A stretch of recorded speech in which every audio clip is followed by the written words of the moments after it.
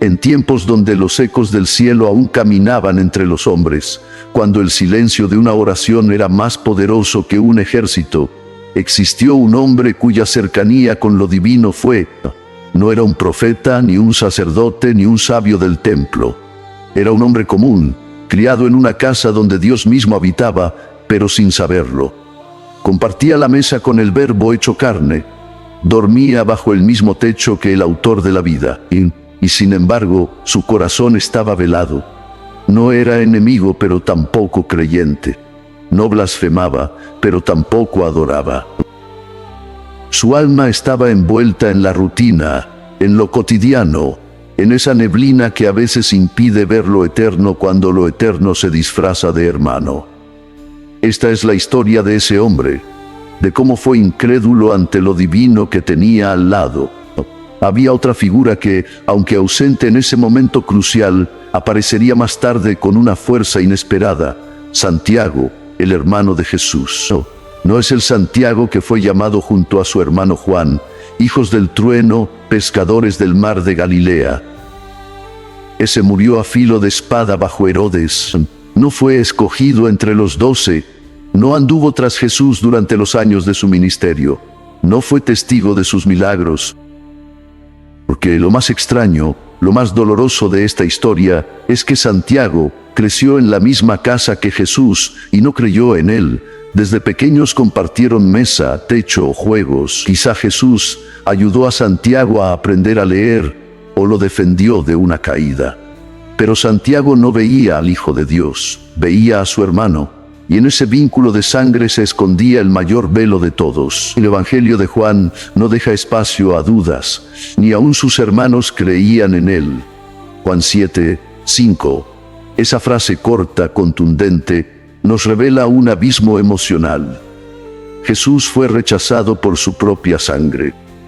Santiago, que escuchó su voz desde niño, no reconoció en ella el eco eterno del Padre.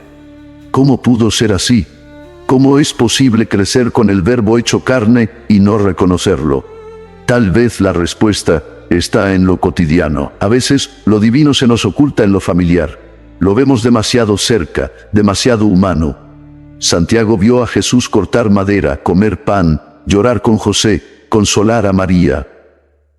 No vio rayos, no escuchó truenos celestiales. Solo vio a un hermano mayor, distinto, sí, pero no comprensible. Y cuando Jesús comenzó a predicar y a obrar milagros, Santiago no se convirtió, se escandalizó.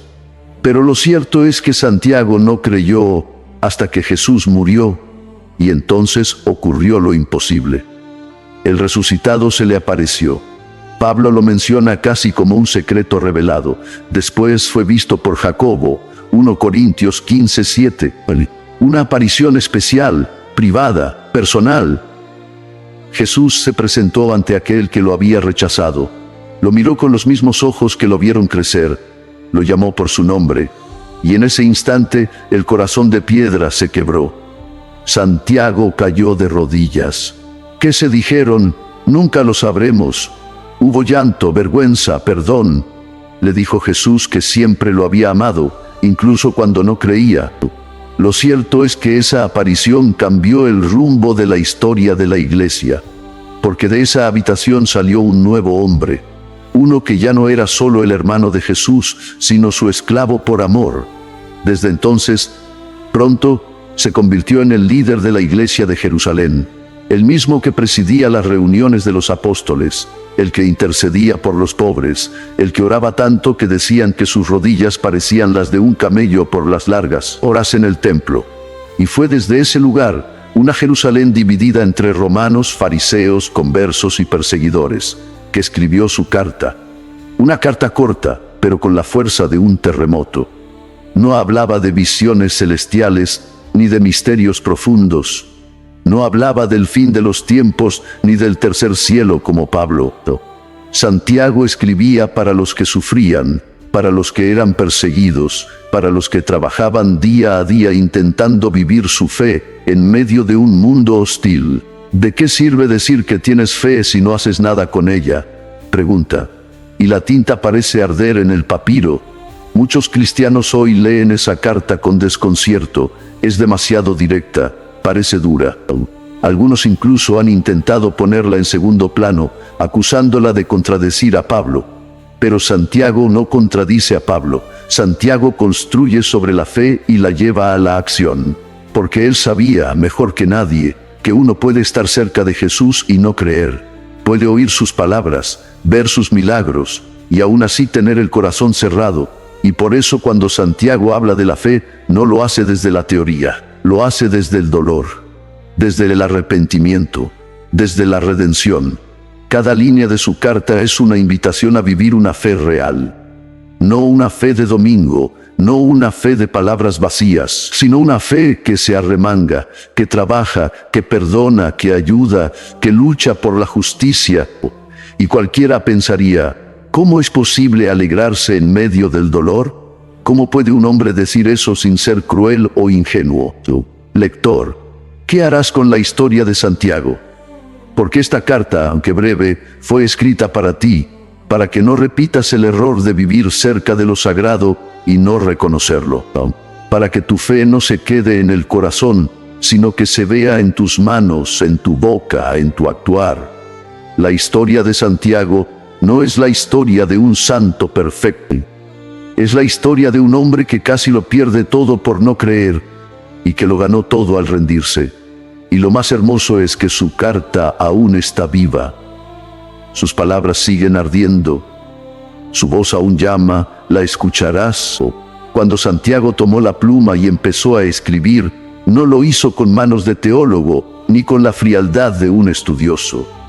Escribió como un pastor que conoce el dolor de su rebaño, como un hombre que caminó entre piedras, que vio el hambre en los ojos de su gente, que escuchó los llantos de viudas y huérfanos en Jerusalén. Escribió como quien había pasado por el fuego y no quería que los demás se quemaran. La carta de Santiago fue escrita a los 12 tribus que están en la dispersión.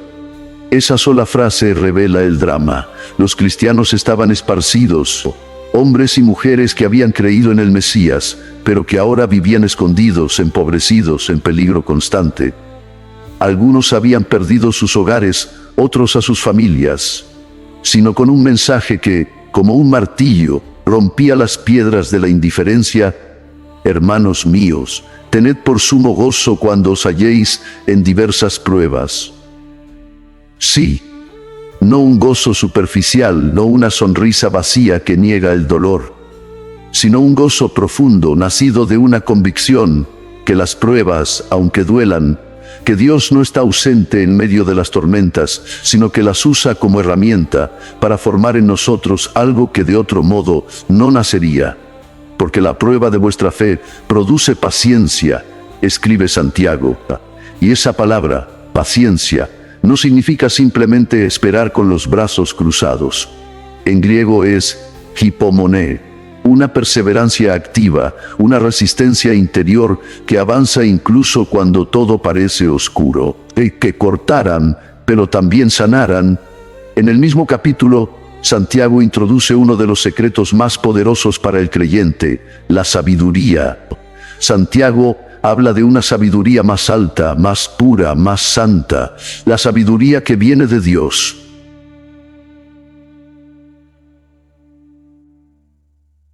No se trata de ser el más inteligente, ni el más instruido.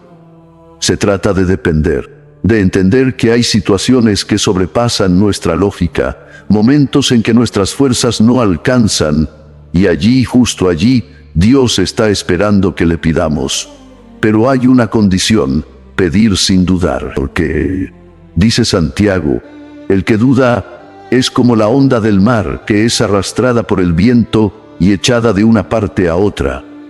¿Y acaso no es esa una imagen precisa del alma moderna? Vidas agitadas por noticias, corazones que hoy creen y mañana no, que adoran el domingo pero maldicen el lunes, que oran con fervor por la mañana y por la tarde ya han olvidado a quién oraban. Santiago no estaba interesado en levantar cristianos fluctuantes. Su carta busca formar creyentes firmes, consistentes, sólidos como roca.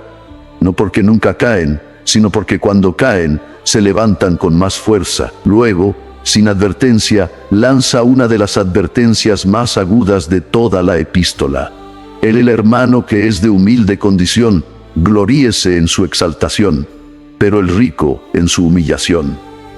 Santiago no tiene miedo de hablar de la pobreza, ni tampoco de la riqueza, pero no lo hace desde la política, sino desde la eternidad. Él sabe que en este mundo los valores están invertidos, que el pobre es despreciado y el rico es celebrado. Pero en el reino de Dios las cosas son al revés. El pobre que sufre con dignidad, que persevera en su fe a pesar de no tener nada, será exaltado. Y el rico que se gloría en su poder, verá su riqueza desvanecerse como flor marchita, porque, dice Santiago, el sol salió con calor y secó la hierba, y su flor se cayó y pereció su hermosura. Así también se desvanecerá el rico en sus caminos. Estas no son palabras cómodas, no son frases para poner en una taza de café o en un afiche motivacional. Son verdades que cortan, que desenmascaran la hipocresía de los cristianos que han hecho de la fe un accesorio de prestigio, en lugar de una cruz a cuestas. Santiago está construyendo una imagen. La fe genuina no adorna al hombre, lo transforma. Y como un orfebre que pule el metal hasta que brilla, Dios usa las pruebas para sacar de nosotros lo que realmente somos. Al final de este primer capítulo, Santiago ofrece una declaración que ha resonado a lo largo de los siglos. Sed hacedores de la palabra, y no tan solamente porque el que oye y no hace es como el que se mira en un espejo y se olvida de su rostro. ¿Y tú? ¿Qué haces con lo que oyes? ¿Eres un cristiano de espejo, de domingo, de promesas sin cumplimiento? Santiago te confronta, no con gritos, no con condena, sino con verdad. Su carta es como una lámpara en medio del cuarto oscuro. No está ahí para humillar, sino para mostrar el camino, un camino de fe viva, de paciencia que crece en la prueba, de una vida que no se queda en palabras, sino que se convierte en testimonio. La historia del libro de Santiago no es solo la historia de un hombre que creyó tarde. Es la historia de una fe que resucita, que se activa, que no se conforma. Es el mensaje que nos grita, no basta con creer, vive lo que crees, y en un mundo de máscaras eso lo cambia todo. Santiago no era un escritor diplomático. No adornaba la verdad para no ofender. Él hablaba como un profeta, cortaba como una espada. No escribía para agradar a los poderosos, y en el segundo capítulo de su carta lanza una de las advertencias más severas que se hayan escrito en el Nuevo Testamento. La fe sin obras está muerta, no tibia, no débil, no incompleta, muerta. Si en vuestra congregación entra un hombre con anillo de oro y ropa espléndida, y también entra un pobre con vestido andrajoso, escribe, y atendéis al rico con honor y al pobre lo despreciáis, y venís a ser jueces con malos pensamientos. Con estas palabras, las iglesias aún reciben con más sonrisas a quien llega en carro que a quien llega descalzo. Las miradas aún se desvían ante la pobreza. Las palabras aún se suavizan ante la riqueza. Y en medio de ese teatro de apariencias, la fe comienza a perder su rostro. Santiago no soporta eso. Él vio al Cristo crucificado, lo vio humillado, rechazado, vestido de escarnio, sin belleza ni majestad. Y por eso no puede aceptar una iglesia que honra a los poderosos y desprecia a los quebrantados. ¿No hizo Dios al pobre rico en fe?, pregunta.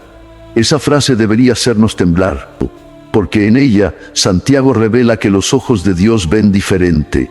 Donde nosotros vemos harapos, Dios ve oro. Donde nosotros vemos fracaso, Dios ve fortaleza. Como un alfarero que golpea el barro para darle forma, entra en el corazón del asunto. ¿De qué sirve decir que tienes fe si no lo demuestras con tus acciones? No es una pregunta retórica.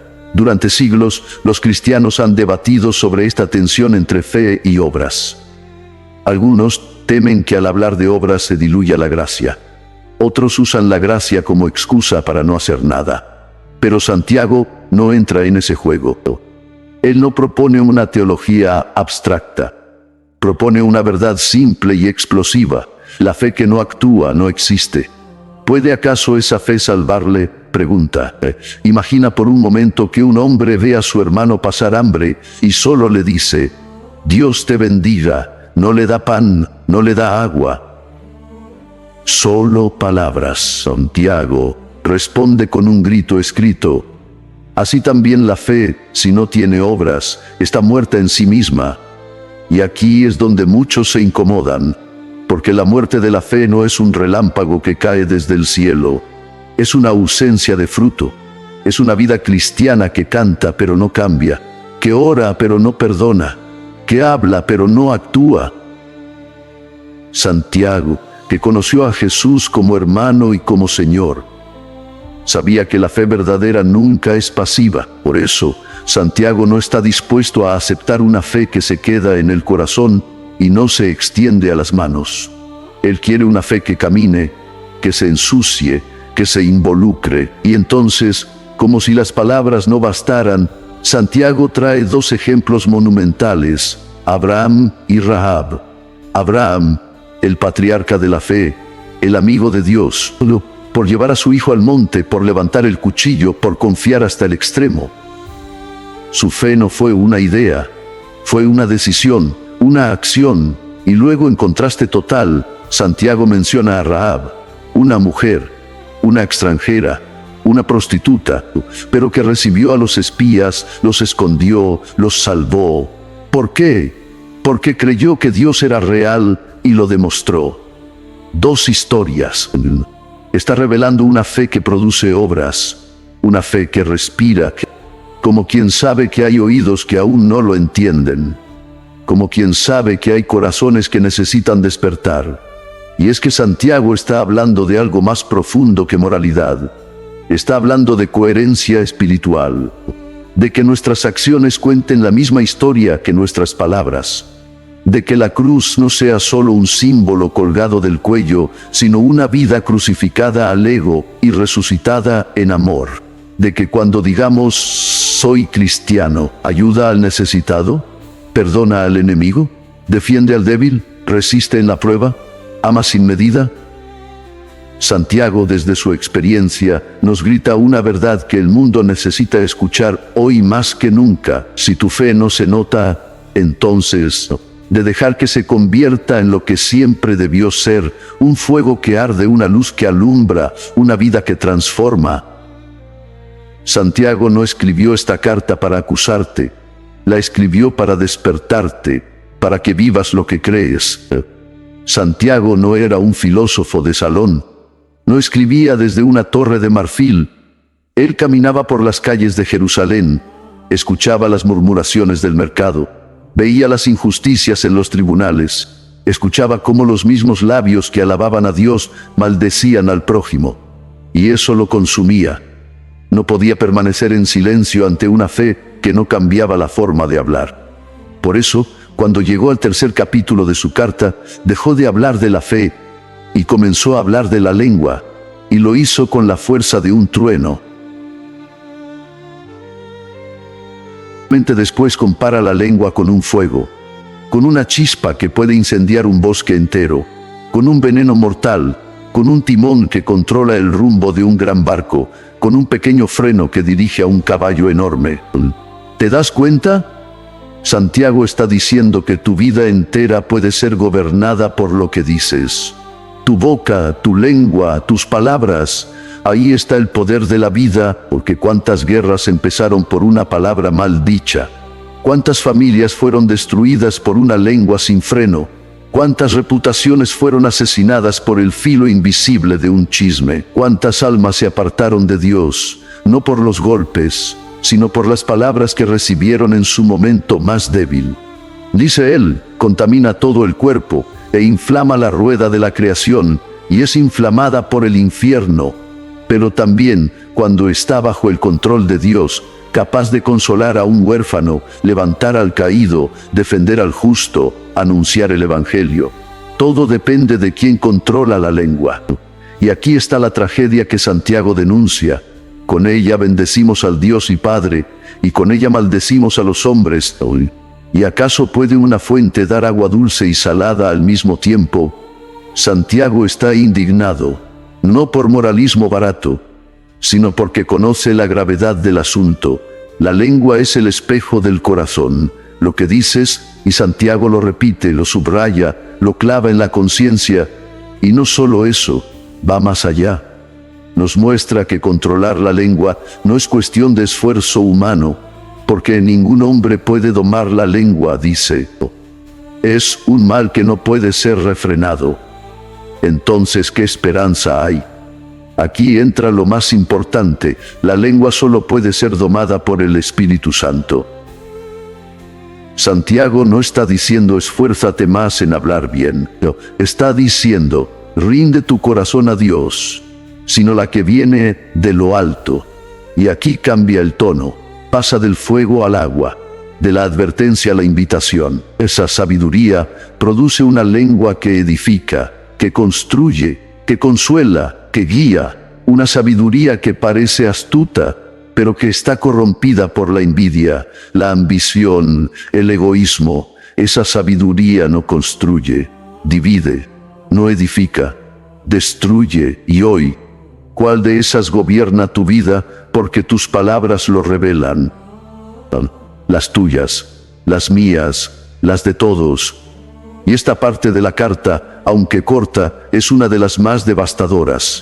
Los silencios que debimos romper, los gritos que no debimos soltar, las mentiras piadosas que escondieron cobardía, las murmuraciones disfrazadas de preocupación, las oraciones que eran más espectáculo que súplica, las bendiciones que ocultaban manipulación. Todo eso nace de la lengua, y la lengua nace del corazón. Por eso Santiago no está simplemente hablándonos del habla, no. Si tu lengua no cambia, tu fe tampoco lo ha hecho.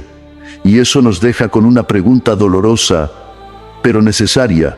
¿Lo que dices revela a Cristo o revela al mundo? ¿Tus palabras construyen puentes o cavan tumbas? ¿Bendices cuando nadie escucha o solo cuando hay gente viendo? Santiago no quiere que maquilles tu boca, quiere que rindas tu alma, porque solo entonces, solo cuando la raíz ha sido transformada, el fruto cambia. Y la lengua, en lugar de ser un fuego que destruye, se convierte en un fuego que enciende esperanza. En lugar de herir, sana. En lugar de dividir, une. En lugar de maldecir, bendice. Y entonces tu vida entera, no solo tus palabras, se convierte en una predicación viviente. Ese es el clamor de Santiago. Y aún hoy, siglos después, su voz resuena. A una fe que no solo se ve. Hay un enemigo silencioso que destruye más iglesias que las persecuciones, más hogares que las crisis, más almas que la herejía, el orgullo. Y Santiago, en el capítulo 4 de su carta, lo enfrenta de frente, sin evasivas, sin suavizar sus bordes. Porque él sabe que el orgullo no solo es un pecado, es una barrera. Dios resiste a los soberbios y da gracia a los humildes. Y Santiago lo sabía, no por teoría, sino por experiencia, porque él mismo fue, en otro tiempo, incrédulo, orgulloso, ciego a la divinidad que dormía en la habitación contigua.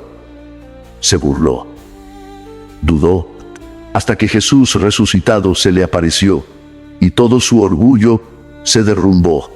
Por eso escribe con la autoridad de quien fue rescatado, de quien cayó y fue levantado. No apunta al diablo, no culpa a los romanos, no señala a los fariseos, señala el corazón.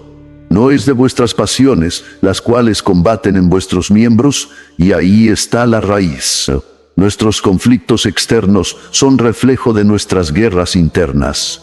Lo que peleamos con otros, primero lo peleamos dentro: la envidia, la ambición, el deseo de tener lo que otro tiene, de brillar como otro brilla. Y entonces lanza una de las frases más fuertes de toda su carta: «Oh, almas adúlteras, ¿no sabéis que la amistad del mundo es enemistad contra Dios? No porque hayan cometido fornicación física, sino porque han sido infieles al amor de Dios. en la manera en que abrazamos los valores del sistema y dejamos de lado los del reino. En cómo a veces preferimos la comodidad de agradar a todos antes que la incomodidad de obedecer a uno solo, porque muchos hoy quieren ambos caminos. Quieren al Salvador, pero no la cruz. Quieren la bendición, pero no la rendición. Quieren paz espiritual, sin guerra contra el pecado. Pero Santiago dice, eso es adulterio espiritual. Acercaos a Dios, y Él se acercará a vosotros. Aún puedes acercarte, y el Dios que resiste al soberbio, recibe con ternura al humilde, pero no se trata de una emoción pasajera. No se trata de lágrimas de momento. Santiago pide más. Limpiad las manos, pecadores, y vosotros los de doble ánimo, purificad vuestros corazones. El arrepentimiento que él describe es acción, es volverse, es soltar el pecado, es quebrarse ante Dios y decir, no puedo más, aquí estoy.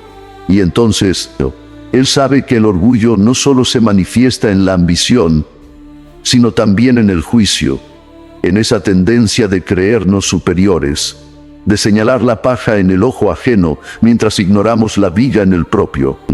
Uno solo es dador de la ley, que puede salvar y perder, dice. ¿Quién eres tú para que juzgues a otro?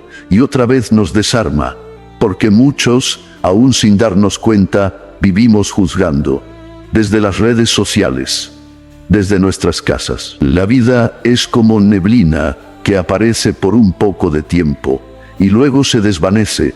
Nos creemos dueños del mañana, hacemos planes, trazamos rutas, pero olvidamos que cada día es un regalo inmerecido.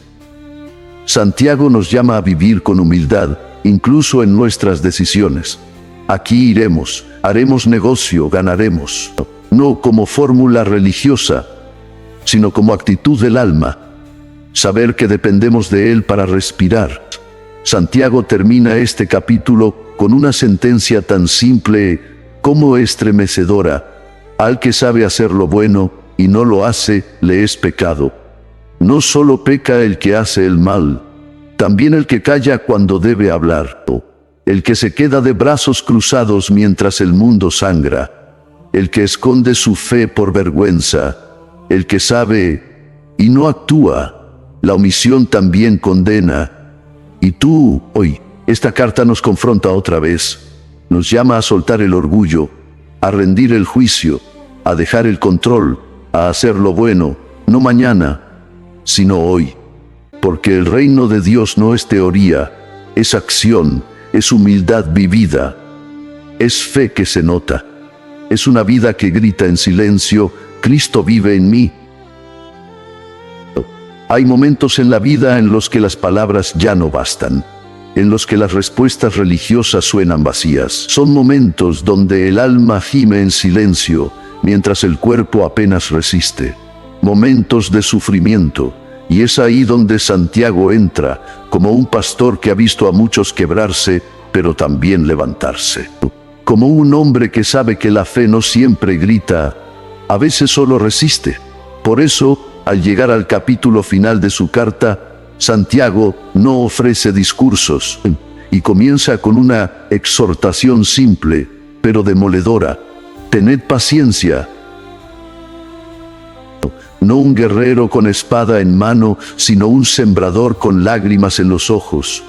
No uno que lucha por escapar del dolor, sino uno que permanece, que soporta, que espera, porque cree. Porque en la espera las preguntas se multiplican. ¿Por qué a mí?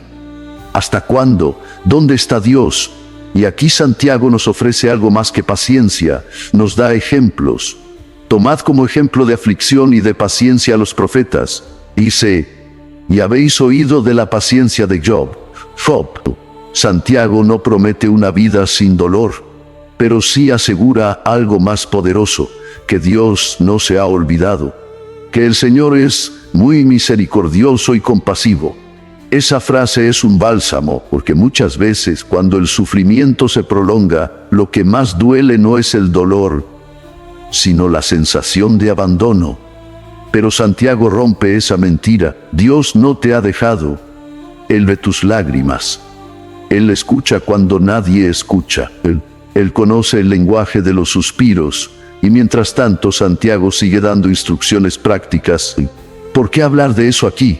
Porque en medio del dolor muchos comienzan a hablar sin pensar, a hacer promesas, a decir palabras de desesperación, a comprometer su fe con frases vacías, y Santiago lo sabe. Por eso nos llama a la verdad simple. Sea vuestro sí, sí, y vuestro no, no. No adornes tu palabra, no uses el dolor como excusa para mentir, no intentes negociar con Dios. Llame a los ancianos de la iglesia y oren por él, ungiéndole con aceite en el nombre del Señor. Aquí Santiago traza un camino claro y añade una promesa que ha sido tantas veces repetida y sin embargo tan poco comprendida. La oración eficaz del justo puede mucho. Esa frase, cargada de esperanza, no se basa en la cantidad de palabras, ni en el volumen, ni en la elocuencia. Se basa en la justicia, no la nuestra, sino la que Cristo nos dio. El justo que ora, aunque tiemble, aunque dude, el mismo que oró después y la lluvia volvió a caer. Santiago lo presenta no como un superhombre, sino como un hombre sujeto a pasiones semejantes a las nuestras. No tienes que ser un gigante espiritual para que Dios te escuche. Solo tienes que creer. Solo tienes que acercarte. Solo tienes que acercarte. Solo tienes que acercarte. Solo tienes que orar. Y mientras desarrolla este tema, confesaos vuestras ofensas unos a otros y orad unos por otros, para que seáis sanados. ¡Qué verdad olvidada! Vivimos en tiempos de máscaras, de cristianismo aparente, de sonrisas que esconden heridas, de iglesias donde se canta alto pero se sufre en silencio. Santiago, con ternura firme, nos dice: confiesa, habla, rompe el silencio, y en ese acto de humildad, la sanidad comienza a brotar, porque la confesión no solo libera, une, nos reconcilia con Dios y también con los hermanos. Santiago sabía que la iglesia no solo necesitaba doctrina, necesitaba sanidad emocional, restauración interior, y eso solo ocurre cuando dejamos de aparentar y comenzamos a ser honestos. Finalmente, como si no quisiera terminar su carta sin un último suspiro de compasión, lanza una exhortación final. Hermanos, volver al pecador del error de su camino salvará de muerte un alma y cubrirá multitud de pecados, con una imagen poderosa, alguien que se extravía y alguien que lo busca. Porque para Santiago, la fe verdadera no es indiferente al que cae. La fe verdadera persigue al extraviado, lo busca, lo abraza, lo restaura. Y en ese acto no solo salva un alma, sino que cubre una multitud de pecados. Así termina su carta, sin firma. Cuando la tinta de Santiago se detuvo, no se detuvo su mensaje. Su carta, aunque breve, quedó vibrando como un eco eterno en la conciencia de los creyentes. No terminó con un amén, ni con una bendición final. No incluyó saludos personales, ni un cierre emotivo. Nada de eso. Santiago no escribió como los otros apóstoles. Escribió como quien tenía prisa por despertar a un pueblo dormido. Y por eso, su carta sigue viva. Pero la historia de Santiago no termina en su epístola. Detrás del hombre que escribió estas palabras había una vida marcada por el sacrificio, por la transformación, por una fe tan firme que ni la muerte la detuvo.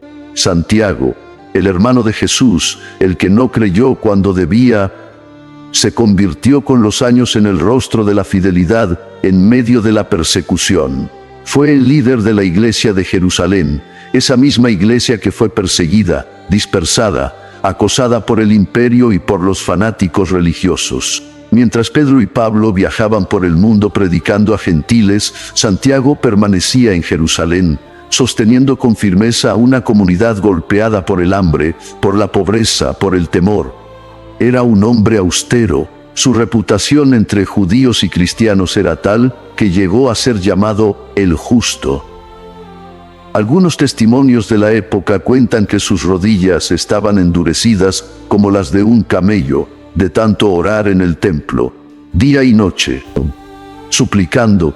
No buscaba fama, no buscaba gloria, solo buscaba que su pueblo no perdiera la fe, pero el mundo no soporta a los justos por mucho tiempo. Y finalmente, Santiago también fue perseguido y asesinado. Según varios relatos tempranos, los líderes religiosos, furiosos por su influencia, lo llevaron al pináculo del templo, el mismo lugar donde Satanás había querido tentar a su hermano, y desde allí lo arrojaron al vacío. Pero no murió. Ensangrentado se arrodilló y oró. Como Esteban, como Jesús, pidió perdón por los que lo estaban matando. Y entonces lo remataron con piedras, no predicando desde púlpitos, sino orando por sus asesinos. Y en ese acto final, su fe habló más fuerte que nunca. Esta es la historia que muchos no conocen. No solo el contenido de su carta, sino el peso de su vida. Una vida que gritaba lo mismo que sus palabras. La fe no son discursos. Es entrega, es verdad, es cruz. Porque lo que Santiago exigía en su carta, él mismo lo vivió con su sangre. Y eso lo convierte en uno de los testigos más creíbles. Cuando nos dice, tened paciencia, lo hace desde la cárcel, no desde la comodidad. Cuando nos dice, no habléis mal unos de otros, cuando nos dice, la fe sin obras está muerta, no lo dice como quien exige, sino como quien dio su vida por mantener viva la suya. Y entonces, la pregunta vuelve a nosotros, no con tu membresía de iglesia, no con tus publicaciones en redes sociales, con tu fe, esa que se ve cuando nadie te ve, esa que se manifiesta cuando la vida no tiene música de fondo, esa que debería hablar cuando tu boca calla. ¿Está viva? ¿Respira? ¿Camina? No escribió para condenarte, escribió para despertarte, para sacudirte de la tibieza, para llevarte de regreso al fuego, a la autenticidad, al poder de una fe sencilla, pero real.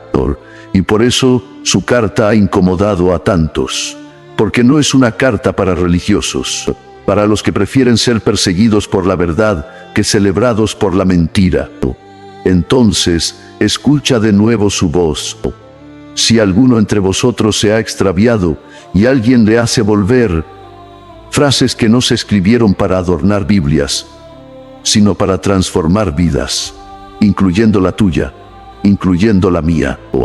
Cuando Santiago murió no hubo procesión, no hubo multitudes lamentando en las calles, no hubo monumentos ni estatuas. Su sangre se mezcló con el polvo del templo y sus últimas palabras se perdieron entre gritos y piedras. Pero el cielo no olvidó y la historia no lo borró, porque los hombres mueren, pero la verdad permanece. Hoy, siglos después, su carta sigue allí, apenas 5 capítulos, solo verdad cruda, viva, ardiente, como un espejo que no miente, como una espada que no perdona la hipocresía. Y quizás te preguntes, ¿por qué esta carta incomoda tanto? ¿Por qué no se predica tanto como las de Pablo? ¿Por qué es evitada por muchos y amada solo por los que se atreven a mirarse sin filtros? La respuesta es simple, porque Santiago no te da excusas, de creyentes que memorizan pero no se mueven, de cristianos que hablan del fuego pero viven fríos. Y en medio de eso, Santiago grita como un profeta en el desierto, muéstrame tu fe, sin obras, pero dice lo que pocos se atreven. Si esa gracia no cambia tu forma de vivir, entonces nunca la recibiste. Y eso es lo que más necesitamos hoy, que aman sin cámaras, que perdonan sin aplausos, que sirven sin buscar títulos, que ayudan sin esperar recompensa, que oran sin espectáculo, que dan sin hacer ruido. Esa es la fe que Santiago vivió. Esa es la fe que defendió hasta su último aliento. Y esa es la fe que el mundo está esperando ver. Porque créelo o no, el mundo no necesita más religión. Está hastiado de palabras huecas, de líderes caídos como la de Santiago. Una fe que se nota en el trato al prójimo, en cómo hablas de los que no están, en cómo tratas al pobre cuando nadie mira, en cómo actúas cuando tienes poder, en cómo respondes cuando no tienes nada. Y si aún crees que eso es demasiado alto, demasiado radical, demasiado para ti, recuerda quién fue Santiago, un incrédulo, un hermano de sangre que no creyó en el Mesías, uno que conoció a Jesús, pero no lo entendió, uno que escuchó la voz del Verbo encarnado y lo rechazó, y sin embargo, Dios lo levantó. Jesús lo buscó, aún después de resucitado, le habló, lo restauró, lo llamó. Y ese mismo Santiago que antes dudaba, se convirtió en mártir, en intercesor, en líder, en escritor de una de las cartas más poderosas de toda la Biblia. Eso te dice algo: Dios no termina su obra en ti, aunque hayas tardado en creer, aunque hayas fallado, aunque te hayas alejado, aunque te hayas endurecido. Si Él pudo restaurar a Santiago, también puede hacerlo contigo, pero debes dar el paso, no solo sentirlo, no solo pensarlo, vivirlo, comenzar por dentro, rendir el orgullo, dejar la doble vida, romper el silencio, volver a orar, volver a obedecer, volver a amar, volver a servir, y entonces, porque no hay testimonio más fuerte que una vida transformada por dentro. Hoy, Santiago ya no está entre nosotros, pero su carta, sí, y su mensaje sigue ardiendo, como un fuego que no puedes apagar, como una voz que no puedes ignorar, como una invitación que no puedes seguir posponiendo. Así que te pregunto una última vez: ¿seguirás siendo oidor o te convertirás en hacedor? ¿Seguirás creyendo de labios hacia afuera o vivirás lo que crees? ¿Seguirás esperando señales o te rendirás ya? Santiago lo hizo y lo cambió todo. Tú también puedes, pero una fe que ama, que actúa, que resiste, que ora, que sirve, esa fe está más viva que nunca, y el mundo necesita verla.